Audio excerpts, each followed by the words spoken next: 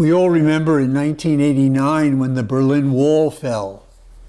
We were elated because this was the end of communism in East Germany. And now, 30 years later, we find walls everywhere. In the Holy Land itself, a wall separates the Jewish people from the Palestinian native people. In Europe, we have walls made of barbed wire which are keeping people from emigrating from their lands where they are starving or in danger of death. In our own country, we have our own wall keeping people from coming from the southern continent here for safety or for just making a living. We seem to be living in a time of exclusion. Ethnic groups separated from each other, nationalist groups separated from each other, genders separated, and our politics is noted for its polarity, for its separation, for not being able to discuss the needs of our country. Even in the church, there are some who would separate one Catholic from another. Some are more Catholic or not Catholic enough. So today's readings would come as a shock if we are in this mentality of separateness. Because Jesus in the gospel is breaking down the barriers which we have put up among ourselves and between ourselves. And every reading speaks to this and reminds us of this.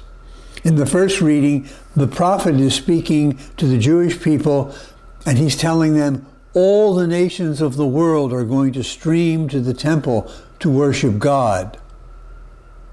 But they were of the mind that this temple was only for them. They were the exclusive people of God. Paul faces the same problem in the second reading with the people that he is preaching to. Because there were those in the church who said, you've got to become a Jewish person before you can become a disciple of Jesus.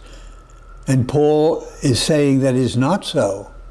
And elsewhere he talks about Christ as breaking down the barriers that we have erected between us.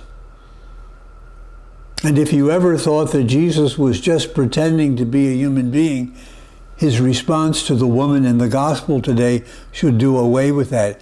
Jesus was a man of his times.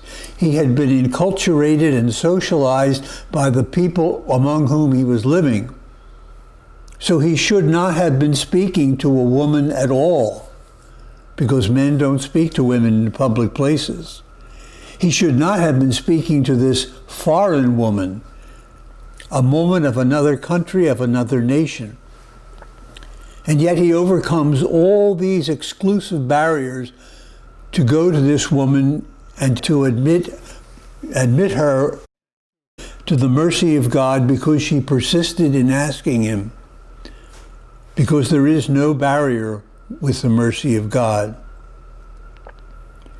The walls that we build are built brick by brick, and they are held together by our fears. So that all this wall building doesn't begin out on the land or between the countries. It begins in the human heart. And that is where these walls must first begin to be dismantled. They can only be torn down if they don't exist in our hearts. So we need to ask ourselves in response to these scriptures, who am I excluding in my heart? In my thoughts, whom do I exclude? What group of people, perhaps even members or a member of my own family, are not in my thoughts? I put them out of my thoughts. I put them out of my prayer. I put them out of my concerns. We encounter God primarily in each other. And to the extent that we exclude each other from our thoughts, our concerns, and our prayer, our love, we are excluding them and ourselves from God.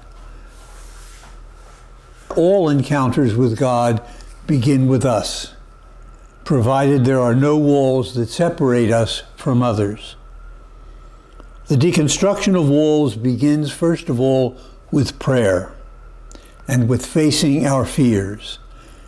And so there's no other conclusion from today's readings that we must begin to take others into our prayer despite our fears. Because as John says in his epistles, perfect love will cast out fear. But we can only cast the fears away if we have loved one another.